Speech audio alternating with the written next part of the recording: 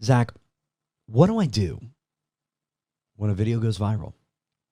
How do I milk that for all it's worth?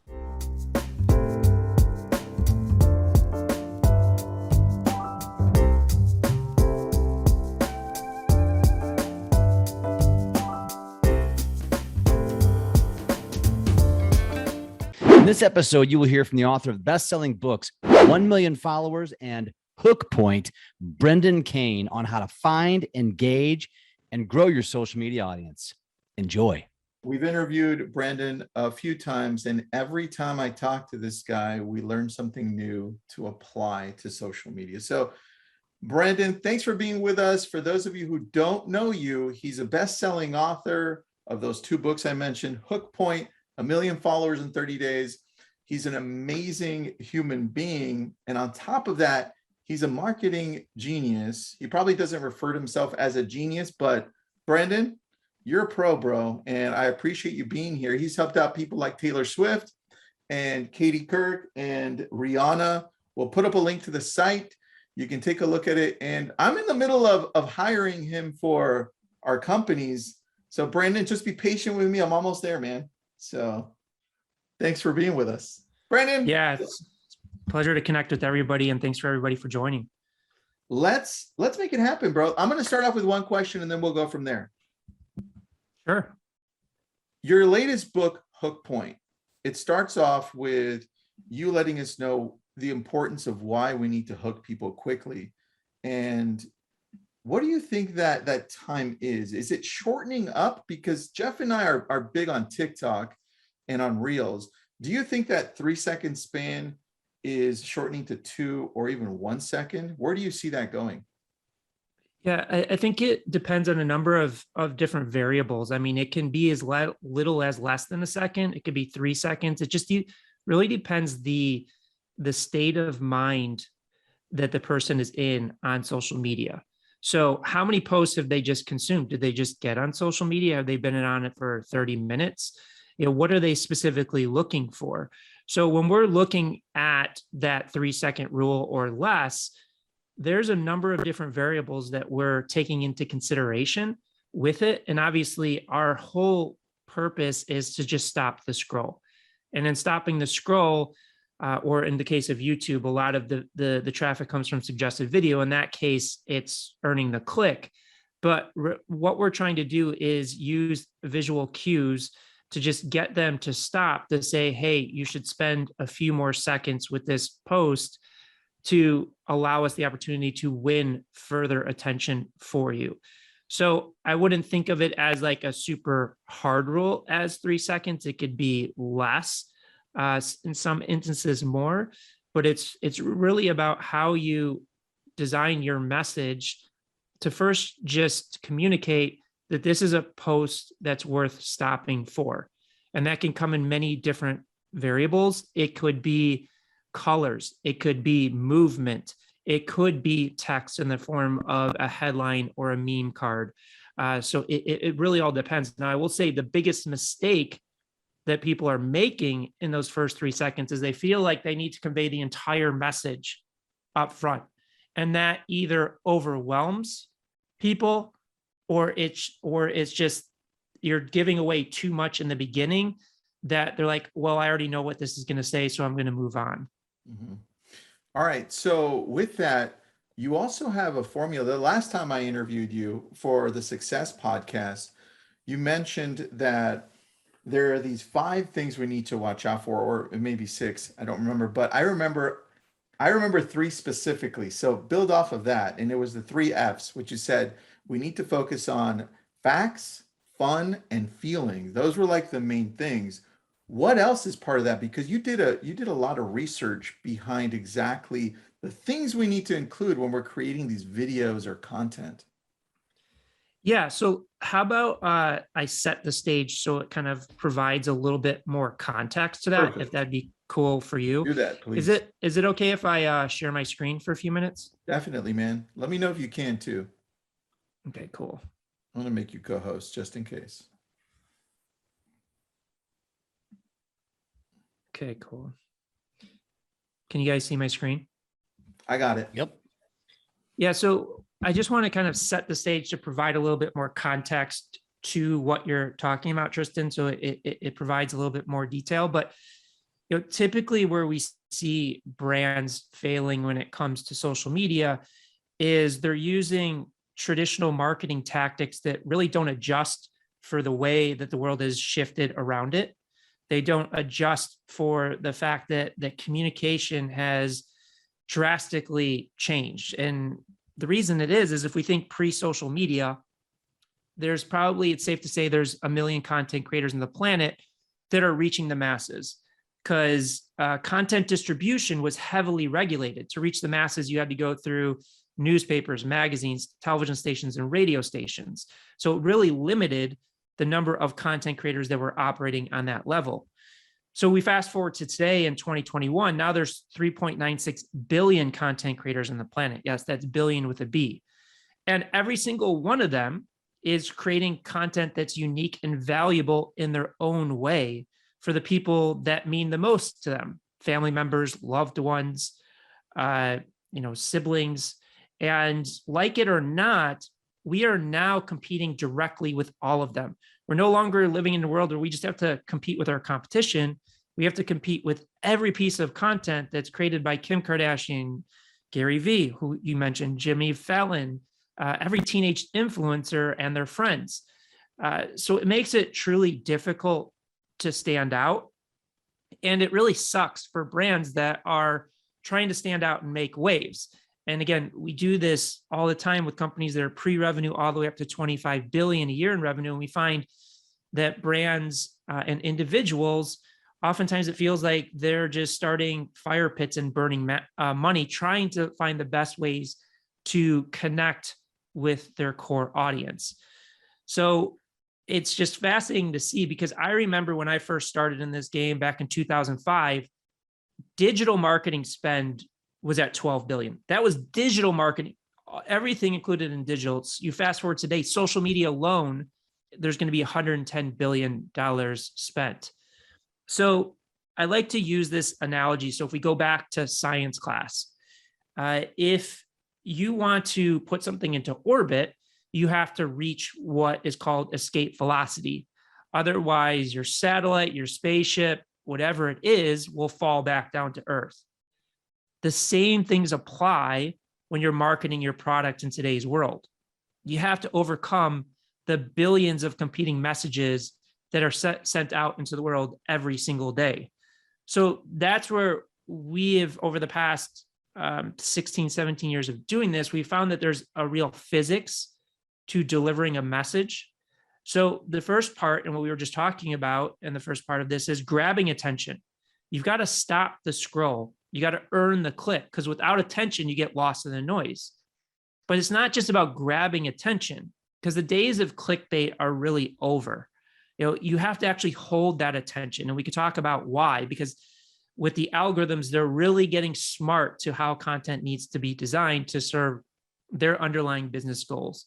So attention without substance, as we know, really has no value.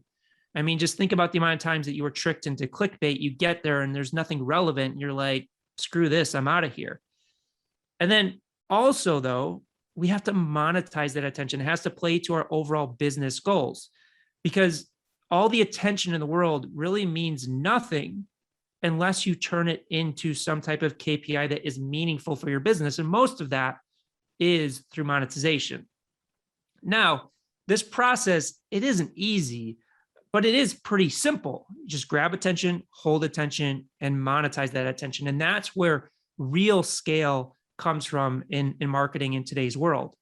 So we have Hook Point, which is the core premise of the second book, and it's even talked about in the first one, but we see it as a way of thinking. It's a way of standing out. It's a way of doing business so that you can break through the noise, stand out, and monetize with clarity, intent, and purpose. So just some of the things that we did, and you alluded to some of them. We've used Hook Points to generate over 50 billion plus views and hundreds of millions of followers for our clients, billions in revenue for our entertainment clients, hundreds of millions in e-commerce revenue. So getting down to the question that you have is, there's a blueprint to a successful hook point. So there's three key pillars that we have. So we have a viral content engineering process that's really designed to grab that attention. But then again, when we talk about holding attention, we have a communication algorithm, and that's what you're talking about, Tristan, and I'll dive a little bit deeper into that in a second. But then we have a lot of business innovation and ideation models that helps us monetize that attention so that you can really capitalize off of, this successful marketing. So, and I'm not going to walk through all of these, but just to show you the layer of depth that we go into, and we can talk about each of these deeper, but we really dive into each of these core disciplines in a very detailed way. So let's move into what you were just talking about with those 5 different things. So we find that most brands are often failing with their message because they're connecting with less than 30% of their target audience. So with that, we've really turned marketing communication into math. So as you see here, there's 6 ways that people perceive the world, and it's broken down into percentages. So 30% really perceive the world through feelings and emotions. So they're making decisions on whether they're going to connect with a message, sign up for an email list, buy a product or a service, hire somebody based upon how it makes them feel. Now, 25% is really fact-based. So that's, who, what, when, where, why. They want to know data. They want to know timeframes, information. Does it make sense to them? That is how they're going to make a decision.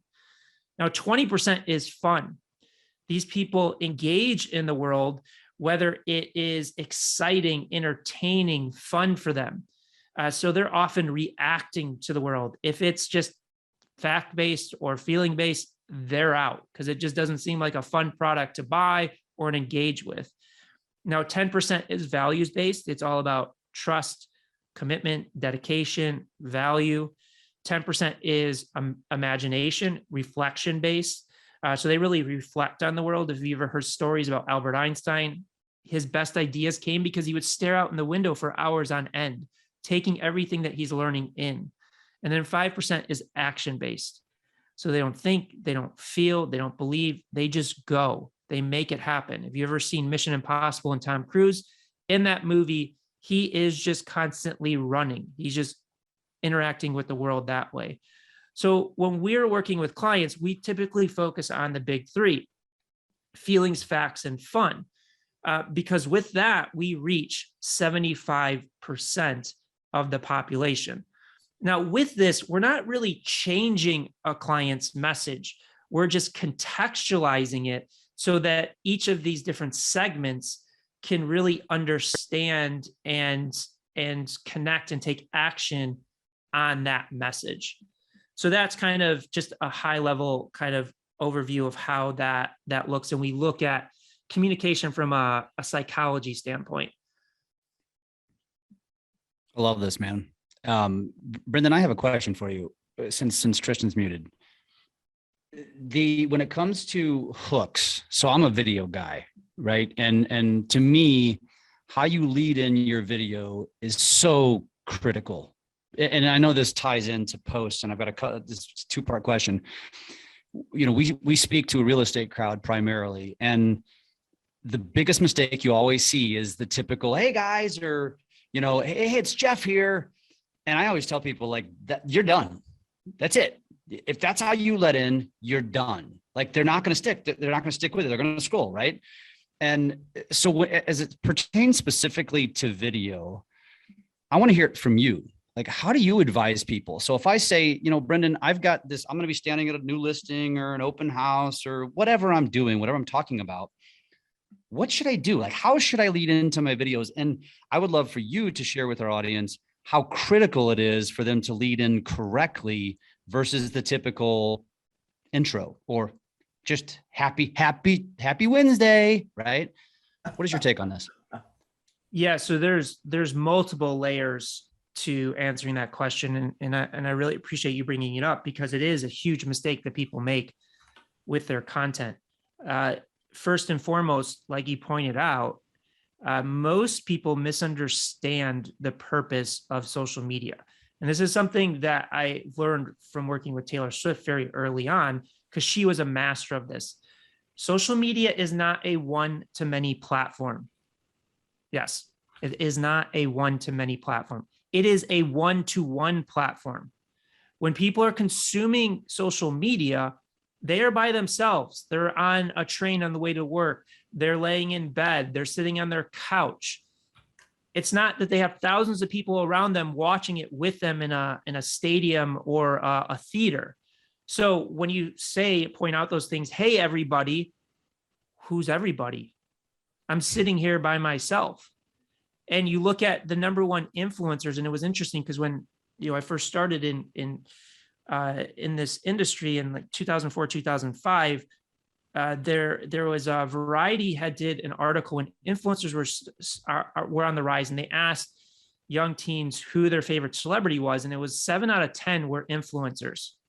It was only like 3 was like Leonardo DiCaprio and Robert Downey Jr. and these people. And you may be like, well, why is that? Well, because these influencers connect on a one-to-one basis. They feel like they are your friends. They feel like you know them, versus sitting in a movie theater or watching Netflix. It's a very passive experience. Whereas the best influencers, the best content creators make it an active experience. So you've got to cut that part out. Like you said, hey, everybody, who cares? I'm not with everybody. I'm here for me. Or happy Wednesday, who cares? Like, I've got 50 other posts I can look at. So the first part is just really understanding in those intros, you have less than 3 seconds. So what is that thing that you can do to just get them to stop and pay attention to what you're saying? And again, that doesn't necessarily have to be verbal. It can be a meme card or a headline. It could even be an action on screen. Like maybe somebody walks onto the screen and does a backflip or does something interesting that sets up for the story. Like you look at, I know D-Rock is going to be on here with Gary Vee. If you go watch his clips, like if he's doing an interview with somebody, they'll cut out the most impactful 3 to 5 second clips that will then introduce what is going into it. So we don't have enough time to go into all the different variables of it, but I just want you to know it doesn't have to be verbal. I don't want you to convey too much because you're going to overwhelm the person. In addition, you also have to make sure that you're contextualizing your message so it doesn't come off like people already know what you're going to say. So, for example, people get a little bit too on the nose, and sometimes, and we don't do this all the time, but we talk about subverting expectations, especially with meme cards. Like when meme cards first came out, it worked for everybody because nobody was doing it. Now everybody does it. So you have to reinvent the way that you use it. So for example, if we're creating a video about meditation and you have a meme card that says meditation is the key to stillness or the key to relieving anxiety, like these are things we all know. Now, even though this video may have a unique perspective on it, the minute that individual on the other side of the screen thinks they know what it's going to say, they're moving on. So if you were to subvert expectations, you may say something like, well, meditation is a scam, to stop that scroll. Now, again, holding the attention, your message has to lead up to what you're saying. So if I were to have a meme card that says meditation is a scam, I may start off saying, hey, have you ever felt like meditation just hasn't worked for you? Like you're missing something, you're just not getting it, and it almost feels like a scam? Well, I feel your pain because I was that way too. But I met this Zen Buddhist monk, and he taught me these 3 principles that took me from a non-meditator that didn't believe in it, thought it was a scam, to somebody that now meditates every day for the past 10 years. So let's dive in. Another one, we had a video that went super viral because we subverted expectations that said, don't sweat the small stuff, or it was sweat the small stuff, because it flipped that held-known statement on its head to sweat the small stuff. So we flipped it on its head. There was another one that went viral that said, warning, safety is dangerous. So what we were doing was we were flipping it to stop the scroll, to then dive in to get that attention so that we can dive into the story that we are telling. Brendan, do you think that the media does that well, like CNN and Fox? Because I feel like when you just said that, I'm like, hold on a second. This is how they hook me every time. They do. So yes and no. They do it. They're very good at stopping the scroll, earning the click. But what happens is oftentimes they're using the clickbait side of it and they don't hold the retention, so that they then lose the trust of that person. And thus, if it's any news outlet or publication, then if you start doing that multiple times and you click on that video or you watch that video and then you realize that it's not what they promised to deliver, then you automatically lose that trust. So I see this in YouTube because I get seeded a lot of sports commentary videos, and there's a lot of people that will re-upload content from other sources, and they'll put an amazing hook point or headline, but then you get in the video and it is nothing related. Like they'll say like one sportscaster is going to talk about this, and that person's not even in the video, or they don't even talk about the thing that clicked you in. So yes, they're good at it, but they oftentimes lose a lot of trust and credibility, and then lose audiences and that effectiveness as they abuse that. That makes sense. That's if like we said Brandon Kane was going to show up today and it was just Jeff. I'm just exactly, which sounds simple, but that happens. You know, it happens more with like re-uploading content than anything, but it does happen. That makes a lot of sense. All right. So what are some things that, as we have business owners here, whether it's solopreneurs or entrepreneurs listening in, what are some things that they should be paying attention to when they're looking to grow their influence on social media? Where would you say, hey, start here and continue on this path? What would that look like to you? There's a few different ways to go about it. The first place is understanding why you're doing it. What is the end result that you're hoping to get out of social media? And really benchmark your efforts against that, because there's so many people that will buy like 1 million followers and they're like, well, I want 1 million followers. I want a bunch of followers. And I'll say, well, why do you want it? And they're like, oh, I want to go live on a beach, or I want to make millions of dollars. But they don't really understand, like, well, how does it translate? Like, how are you going to take an audience and convert it into revenue? What are you going to sell? You know, what are you essentially offering at the end of the day? And I had to rewrite 1 million followers to really clearly delineate that. And oftentimes when we're working with clients, I'll ask that question first. If they come to me and say, I want you to help me generate a bunch of followers. And I'm like, why? They're like, well, I want to generate more leads for my business. I was like, okay, then why do we have to focus on generating followers and then focusing on getting those followers to then convert into paying subscribers or purchasing products? Why don't we just start with selling the product first, build that revenue, build that profit stream, so you have a sustainable business engine that can then support the organic growth, the follower base. And it's really about setting up a sustainable foundation, because this is hard work. This is a marathon. It is not a sprint. Like, you have to, most people fail at this because they give up, and they give up typically because it's not sustainable.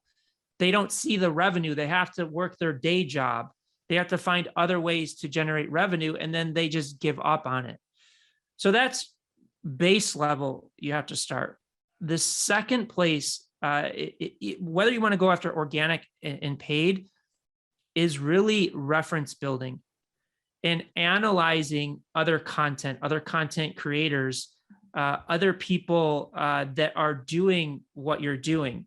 So, and I'll go back to share my screen. Let me pull up, because I think it's really important, where most people are going wrong with this.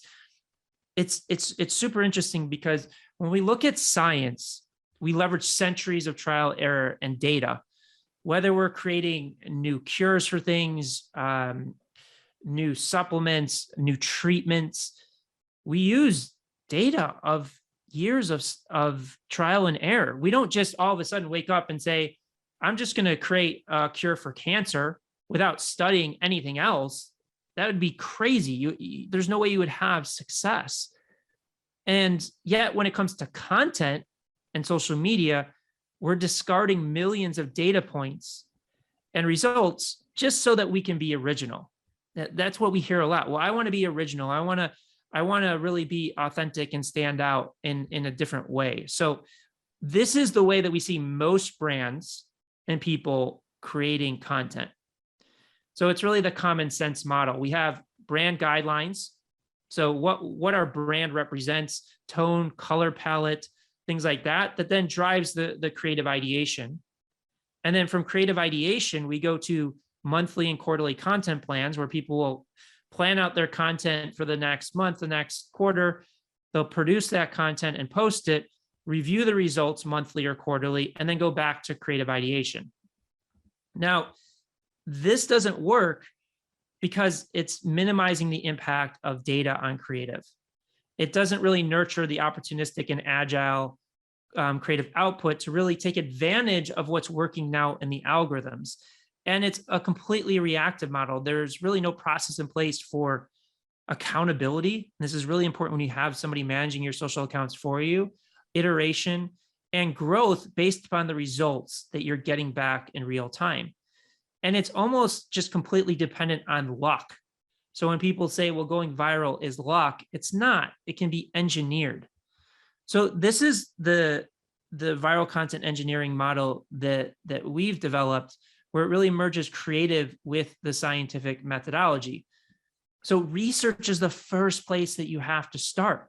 You have both paid and organic. You have to see what are other content creators in my niche, in addition to outside of my niche, what are they doing? What's working? What is not working? How can we take those learnings to base and take that data to then create new hypotheses of what content we should create? What formats, what storytelling techniques, what calls to actions?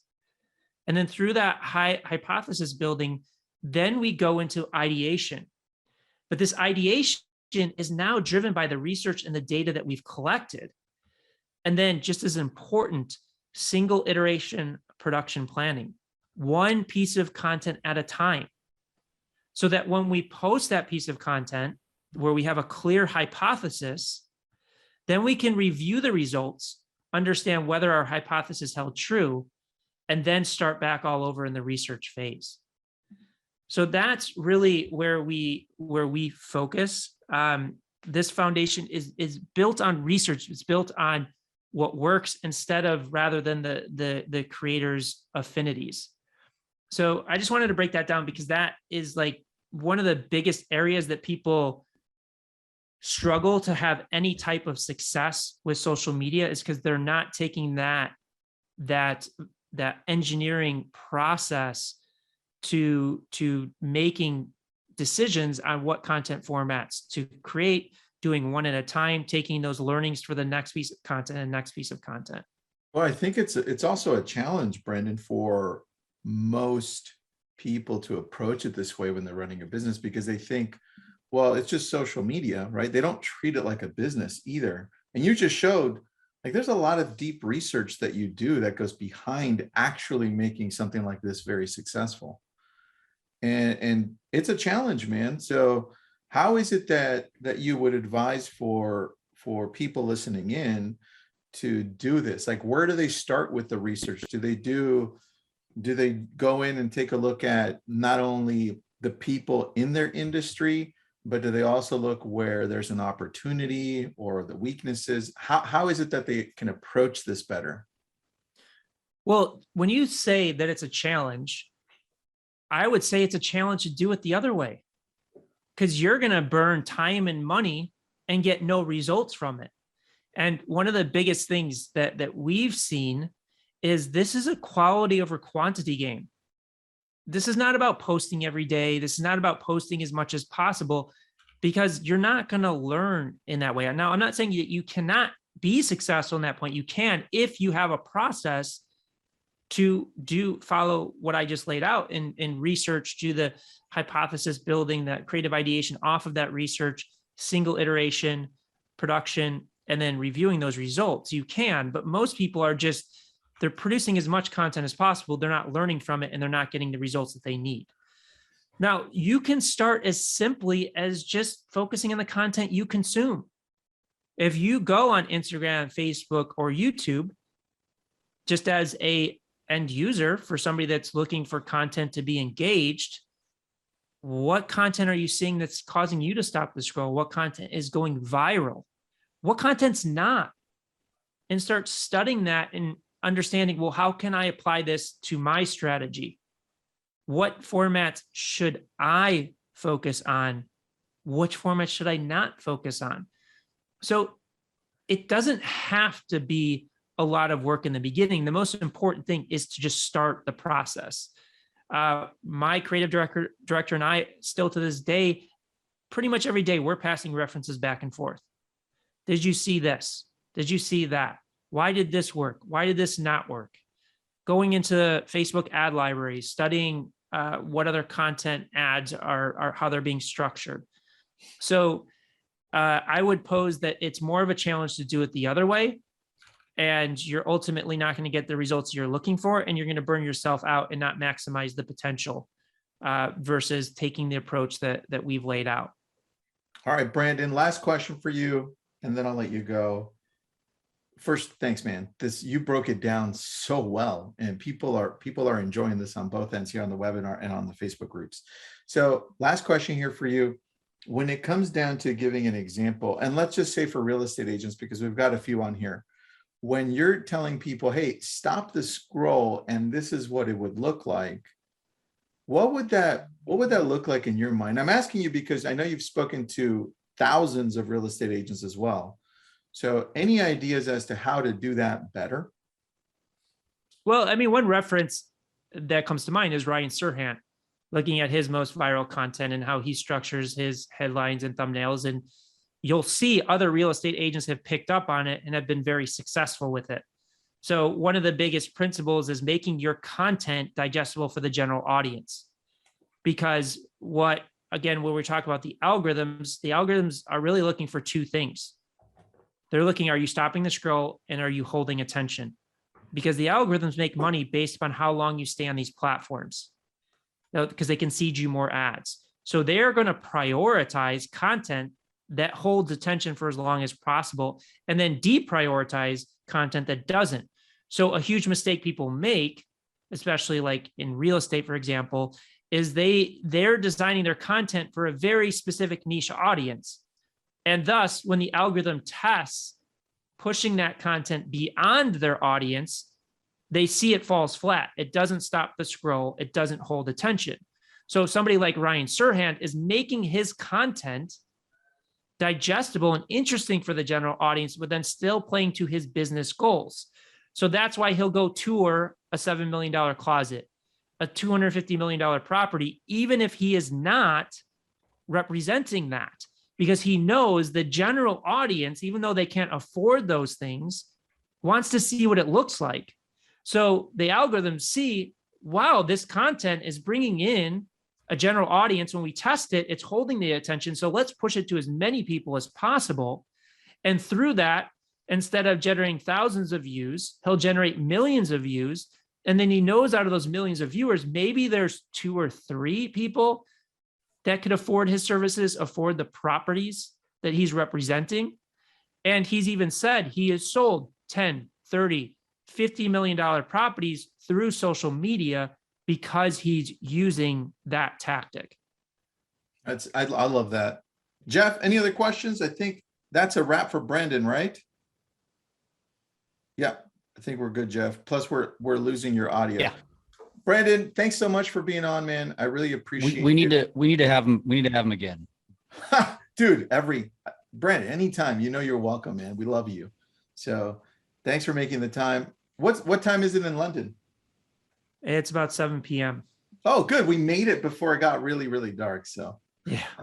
Thanks, man. And we put up the link there. Where would people be able to reach out to you if they have any questions for you, if they want to take a look at your book or what you have to offer, or even hire you? I would go to hookpoint.com.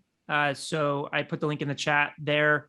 There's a video that dives into it deeper. You can download that deck that I was walking through. I just walked through a brief section of it.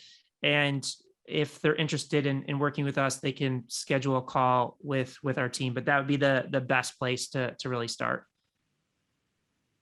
I love it, man. Thank you so much again for your time. I love what you do. Keep on doing amazing things.